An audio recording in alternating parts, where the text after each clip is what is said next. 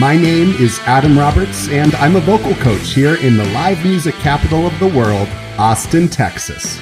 I'm on a journey to learn the stories behind extraordinary voices of people I know and what makes them unique. Each of my guests has chosen to follow their voice. So this is Colla Voce.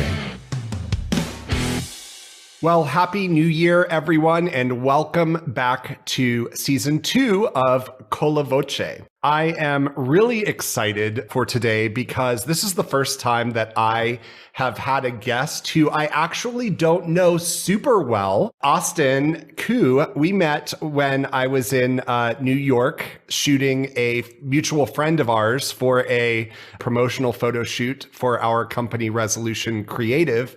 And ever since I met you, Austin, all I've seen everywhere is Austin Koo, and everything I've heard is Austin Koo. And so I'm so excited to get to know you a little more. Could you start off by just telling us a little bit about yourself? What have you been up to? Where did you grow up? Anything that you want to include to let us know a little bit about how you got to the Broadway and beyond. Sure. Thank you. That's so flattering. So yeah, I'm Austin Koo. I am a performer based in New York. The long and short of it, I am from St. Louis, Missouri. Grew up doing, like arts and stuff. Took a very roundabout path, which we'll probably get to in the course of this podcast, as far as finding your voice. Went to a few different schools and eventually ended up in New York, where now I do a lot of theater and also, some film, television, commercials, all that stuff, which is probably why you have been seeing me in many places, because I do a lot of things, as most of us do, in order to make a living as a performer. Yeah. Awesome. Well, as you already alluded to, this is Colla Voce, which in music terminology means follow the voice. And so one of the things that I always ask folks who are on the podcast is, what does that mean to you, and what has it meant for you throughout your career? How have you found and followed your voice? I had kind of a roundabout journey to where I am now, which I think is in a way appropriate for this podcast, because it took me a while to find and follow my voice. And part of that, may have to do with my upbringing, my traditional Asian background and my parents. As I mentioned, I was always a very artistic kid. I started violin when I was very young, and then my older brother did piano, and then from piano he got into singing and show choir and the theater at school, and I sort of followed in his footsteps, doing all of that stuff, as well as the violin, but then also being pressured to also have very good grades and do all the science and math, and then do pre-med and all this stuff. So as far as not taking up the whole hour, just telling you my biography, I went to Rice University, which is a very good academic school, but also has a very good music school. Rice, just down the road from Austin here, Austin, Texas, in Houston. Yeah. Okay. Awesome. Yeah. And one of the reasons I chose it was, I knew of the good music program, but I also knew that it was a good academic school. Also, got some money to go there as an academic student, but then also was secretly doing the music stuff on the side and taking the music courses, and actually transferred into the music school as a voice major in my sophomore year without telling my parents. Amazing. As so many do. Yeah. And kind of quietly dropped the pre-med thing because I wasn't hacking the organic chemistry and the differential equations classes with all these super smart people. I was smart, but not that smart. But I was getting the leads in the school musicals and all this stuff. And I was like, oh, this is what I really love. So I ended up transferring into the music school. As far as, where my story gets a little bit roundabout, because I transferred in so late, in the middle of sophomore year, it turned out that I would have had to stay because their music program is a very rigorous program. I think it's in the top 5 or something like that, along with Juilliard and Oberlin and all that and those. So I would have had to stay 6 years to finish my undergrad degree. And so that wasn't really going to fly. So anyway, I ended up taking a liberal arts major, an Asian studies major, and graduating in 4 years without completing the music side of the degree. And at that point, I was kind of still really torn. And, I had never told my parents and still feeling this pressure to do something academic and smart. And so I applied to law school, as one does. And back in undergrad, so you graduate with an Asian studies degree, and that's a surprise to your parents because they assume you're still doing pre-med. Is that right? I don't remember. At that time, I might have told them I couldn't hack the pre-med and maybe that I was just going to do pre-law. Okay, got it. That sounds like a likely Austin Move. story. Because, going to law school doesn't necessarily require any specific prerequisite coursework. You just have to have good grades and good LSAT scores generally. And I believe in California, even you don't even have to go to law school, with Kim Kardashian's doing like the baby bar or whatever. Like, right. It's one of those rare cases, but there aren't necessarily the same requirements as far as going to medical school with certain prerequisites. So, I did well in school generally, and I'm a good test taker. So I went to UC Berkeley for law school with the intention of doing entertainment law and sort of bridging that gap between the arts and something practical. But I was still, like doing the school musicals at Berkeley, and then still doing outside musicals at Berkeley, and getting an agent and doing modeling in the San Francisco area and doing TV commercials and stuff. And like still always like doing that on the side, but not confident enough to pursue it. So I did that for a little bit, but then still wasn't really like happy, and wasn't really like following my passion, following my voice, as it were, for this podcast.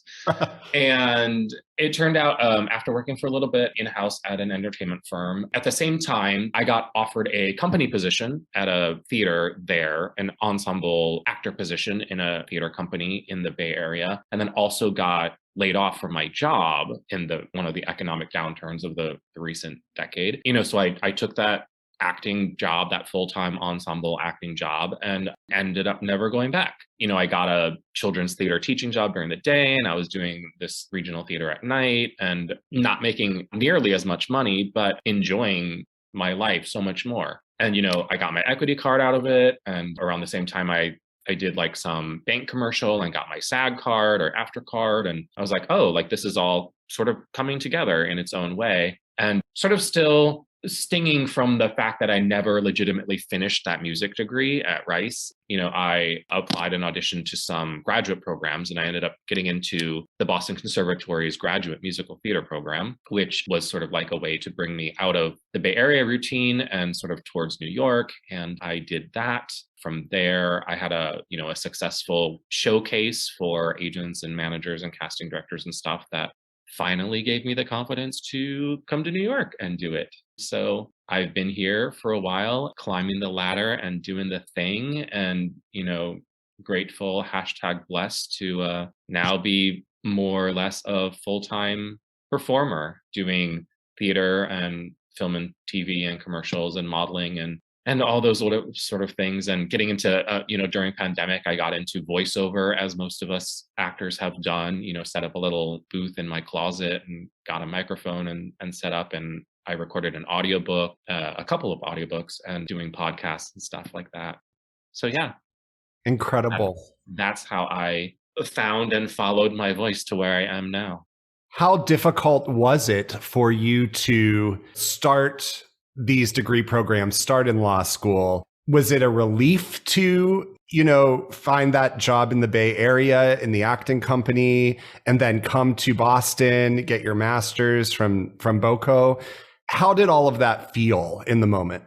I think it felt really good. I have to say, going to law school and becoming a lawyer was very challenging. Academically, mentally, it's not the easiest thing to go through, especially when you don't really have that interest for it. Sure. All of my classmates from UC Berkeley School of Law, I would say less than half of them still do it. And those are the ones that, even when we were in law school, we're like, oh, these are the people that are really passionate about what they want to do, whether it's environmental law or criminal justice or something like that. And, that's just my experience from going to Berkeley, which is a certain type of student, I think. But there were a lot of us there who were just well-achieving people who just like sort of, oh, law school, that sounds, rewarding. That sounds financially rewarding or stable or whatever, or like a thing to do. In my friend group, all of us who were like that during law school are not doing it anymore. Uh-huh.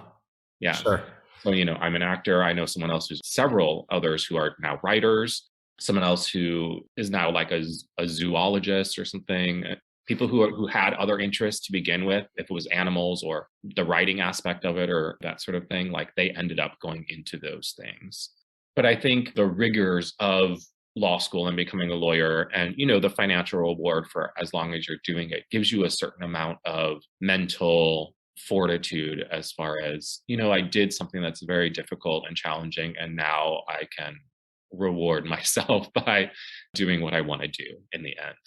Well, and I think the story, particularly for any pre-professional artists who might be listening to this, my hope would be that this is a assurance to folks that there's not one path to doing what it is that we do. I went to school all the way through almost finishing a PhD in music theory. And I thought I wanted to be a music theorist. I thought I wanted to be an academic, and things were shown to me that proved that not to be the case. And I couldn't be happier with where I am now and what I'm doing. And there's just not one way to things, even when it seems that way in the moment, I think. And I think your story really illustrates that. Yeah. And even the opposite way around. One of my best friends from high school, she went all the way and did get her PhD in musicology. And she played in the orchestra with me. She played viola, and she got her master or bachelor's in viola, then master's, and then PhD in specifically Russian music. Wow. Shostak, right? And then wasn't into it anymore. And now went back and got another graduate degree in library science and is now a head librarian. Amazing.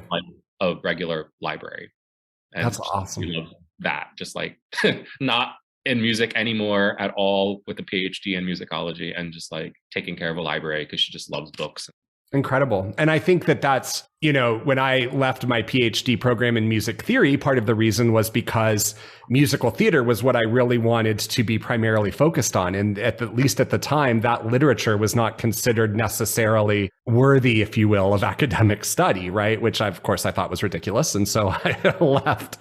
And I think that things reveal themselves that way, So when you got to New York, can you talk about some of the projects you've done and what your experiences have been like with those? Sure. Well, my journey has been a little roundabout and slow, as I've alluded to already. And even in New York, too, I think it's been a sort of a slow and steady turtle versus the hare kind of thing, climbing the ladder.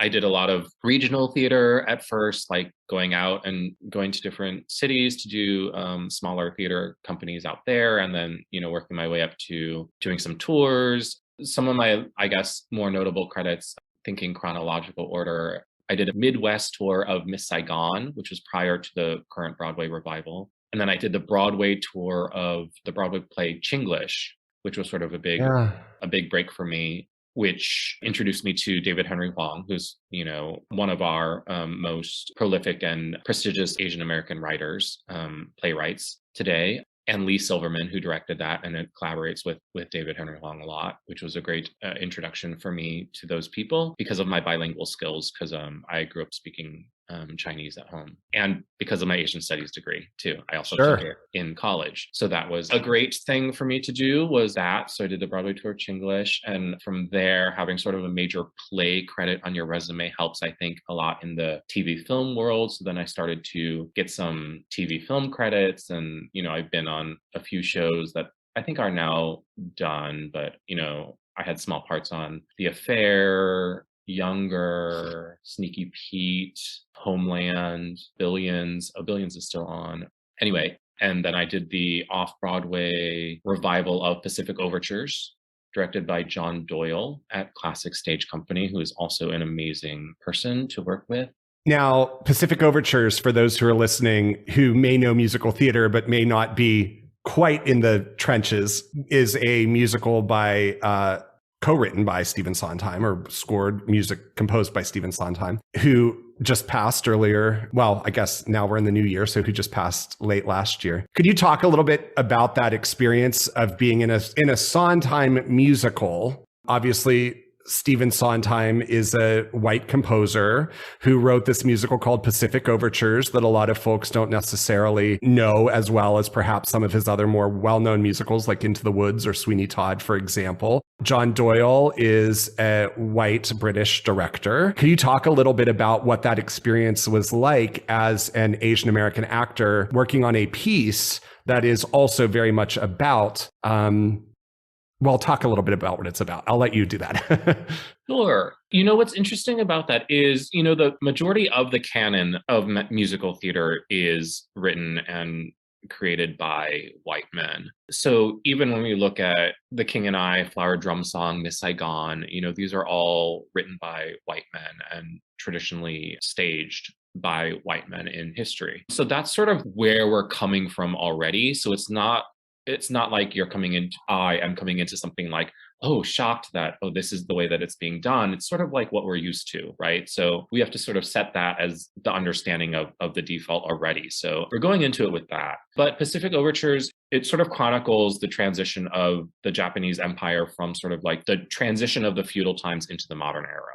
So it starts off, with the shoguns and like the feudal stuff. And then you start to see like Western things coming in. And then they're sort of catering to Western sailors coming in and then the tourists. And then things are modernizing and changing up to like, suddenly we're like now today, like Sony, Mitsubishi technology and things like that. So you sort of see through a series of vignettes how the people and the culture responded to the Western influence.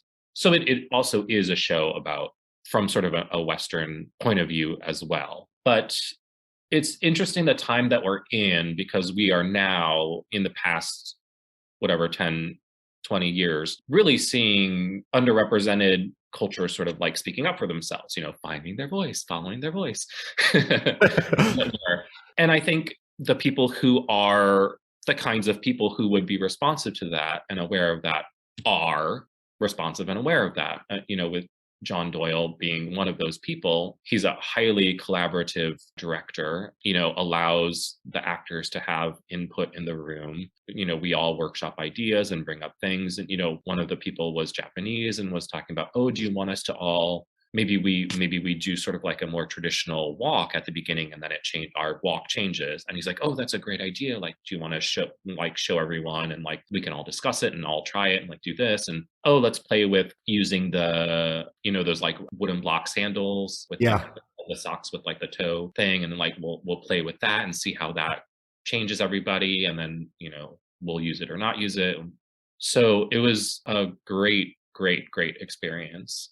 And before I was just saying that I think ultimately the goal of a New York actor is to perform in New York and be seen in New York. If you say Broadway is sort of like the ultimate goal as far as financial, commercial success, Broadway, and then off-Broadway sort of being the step sister or whatever, like the sometimes prestigious, sometimes experimental, wacky, auteur kind of theatrical stuff. So I was saying, so I did like regional and then tours, and then that was able to, get me some credit and some eyes on my work for doing off-Broadway and television. And so Pacific Overtures was a huge thing. And then I got to work with David Henry Hwang and Lee Silverman again when we premiered this new show called Soft Power, which then we tried out of town and it was successful. And then we came and we did it off-Broadway at the Public Theater, which is a very prestigious off-Broadway theater where Hamilton started, where A Chorus Line started.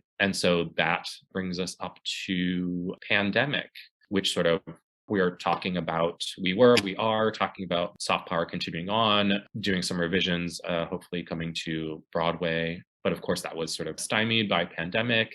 But then during pandemic, interestingly enough, the Pacific Overtures came back around because they had Sondheim's 90th birthday celebration concert online. And so they asked me and a couple of others from the cast to do Sondheim's favorite number, which is Someone in a Tree, which is from Pacific Overtures.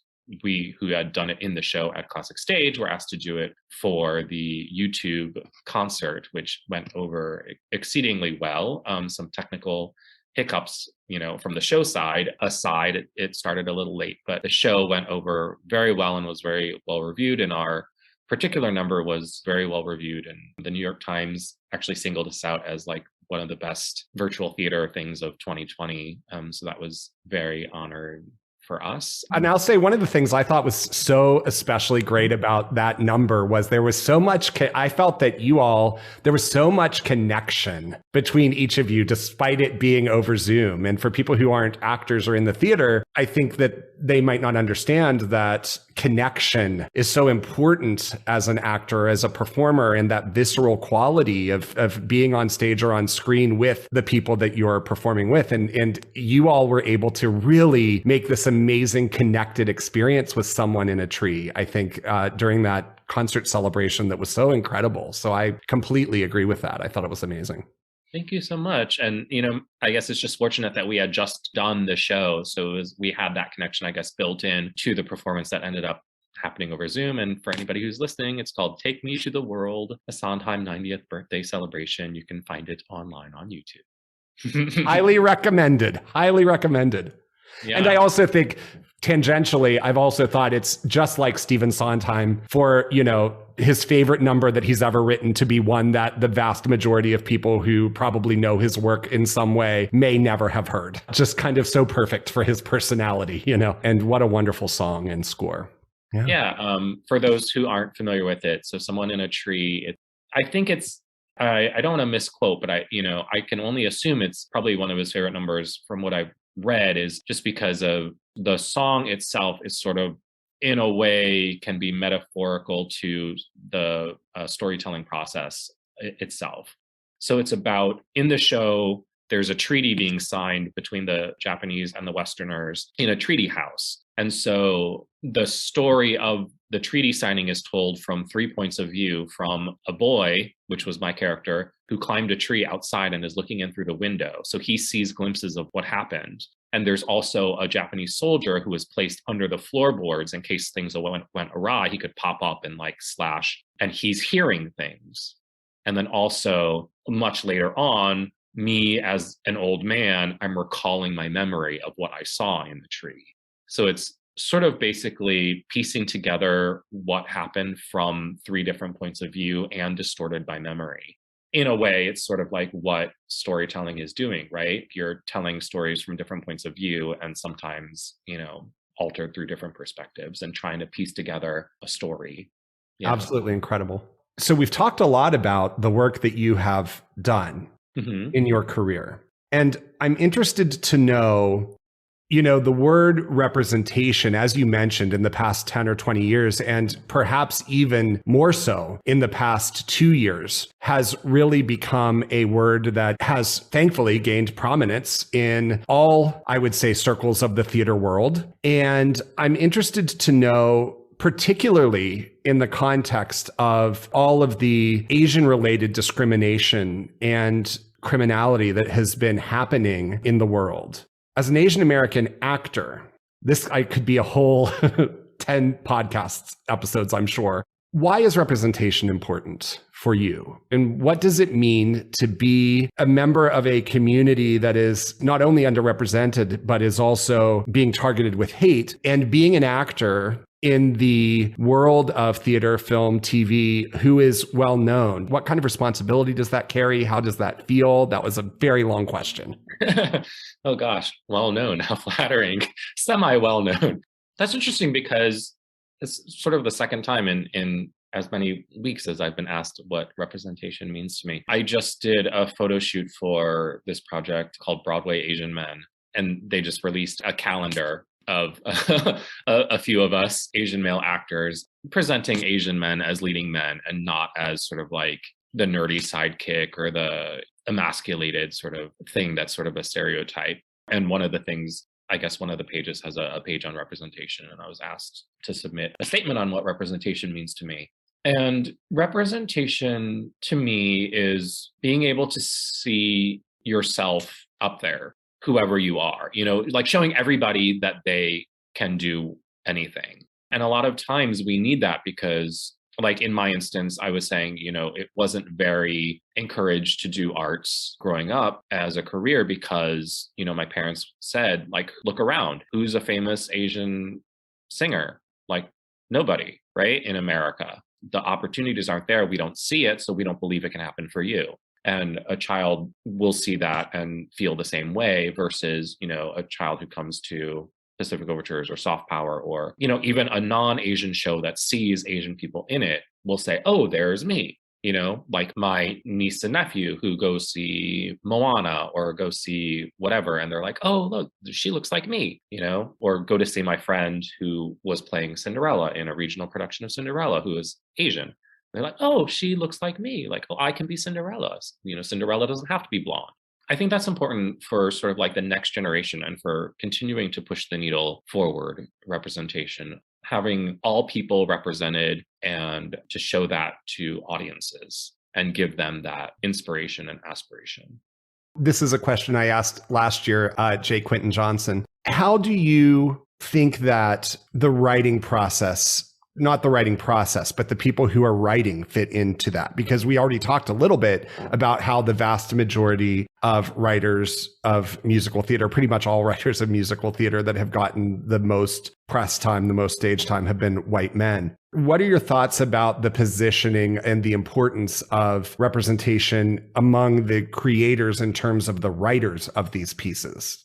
Oh, yeah, that's huge. I think that's just as important as having representation on the performing side, because it is like a trickle down effect. And like we were talking about Pacific Overtures, King and I, or whatever, are stories from already a Western perspective and a Western writing, regardless of who directs them or who acts in them. So the stories themselves have to have that diverse perspective to really have true diverse representation. So I think one of the great things about what we're talking about in more recent times, especially in the theater world, is having more different points of view writing and behind the table. So then the stories themselves from the beginning have diverse points of view. And then when you get some diverse people behind the table and on the creative team directing and designing and things like that, then you have those different points of view too. And then the final sort of icing is actually having a diverse company of actors in order to present different points of view. And I think the whole point of it is to diversify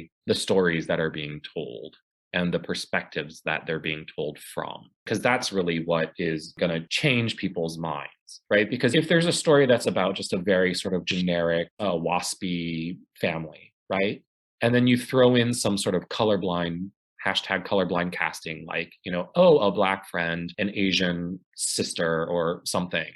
Sure, that's great in audiences being able to say, oh, look, this is a diverse company, like it's reflecting the world. But also like those actors are still playing bland characters that aren't necessarily reflecting anything of that minority experience. If that character doesn't have any lines or any storyline that relates to how that might in real life reflect them being that Black person living in the WASPy community, or that Asian woman married to the white man, maybe experiencing microaggressions from his parents or something like that, So you're not really getting an authentic experience for the audience of sort of seeing what that perspective is really like. You're just seeing them plugged in somewhere, which is better than nothing. But I think the end goal is to really get a true diverse array of voices.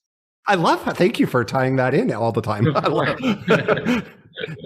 Not even requested. Now, from a logistical perspective, you've seen the insides of how a lot of these industries work, whether it be TV, film, Broadway. What do you think from a logistical perspective is necessary for these changes to happen that we need to see? Is that incumbent on the producers? Is that incumbent? Who shares in that responsibility? What in your mind needs to happen? That's hard because the status quo maintains the status quo for a reason, right? It's hard to get into those rooms. Yeah, it needs to trickle down from the top. And then how do you get into the top? I mean, offhand, I'd like to say, in a way, you could maybe say some of the power can come to audiences in what they choose to support with their dollars and what they choose to support with their social media. That's one way that all of us can continue to do our part in supporting theater that shows diverse viewpoints and diverse companies and shows a commitment to progress in those ways. Going to see those shows to support those shows and support those shows financially, but then also by word of mouth and publicity and social media. And that can change things. Certainly the Hamilton effect, right? People loved Hamilton. It became a hit. And now, everyone's trying to make the next Hamilton, and everyone's now like including those Hamilton actors in all sorts of projects, and they're, all famous now, and everybody wants to get in that show. And that's amazing. And that's great. And that's because audiences loved it. And so that's something that we can do. And that can, I don't know if the phrase would be trickle up to the powers that be, to be like, oh, wow, this is something that people are responding to. So let's make more of this, And then those people can ultimately have power as far as the long game. Those people can then have power to get involved in other projects and produce other projects. Lin-Manuel Miranda can all of a sudden become, like a Disney creator and like make all these great animated movies that feature Latina experiences because of the success of something like Hamilton. So there is a trickle up effect in that way. And so I think it's just, we need to do what we can to support diverse storytelling and hopefully encourage, well, I guess, holding companies to, saying that they are going to diversify their stories and also diversify like their boards and the selections of shows that they're going to do that year and the directors that they choose, to have women and to have people of color as directors too, and on creative teams. So here is a big existential question. Are you happy with the decisions you've made throughout your career? I am so happy. Thank you for asking. Yeah, it's funny, I would say, among my friend group. I don't know, it comes up every once in a while. I did take a long, windy road, and it was challenging, and I did get a late start compared to some of my current peers in the industry, but I feel like I have a supremely happy life. And isn't that sort of like the goal of life, I guess? Isn't it? Is to be happy, right? I can pay my bills with what I do. I'm on the up and up. I may not be, super rich or famous or anything yet, but I enjoy what I do, and I do what I enjoy, and I'm able to pay my bills by it. And yeah, I'm really happy about that. Sort of the who could ask for anything more moment, right? Well, there's always more, but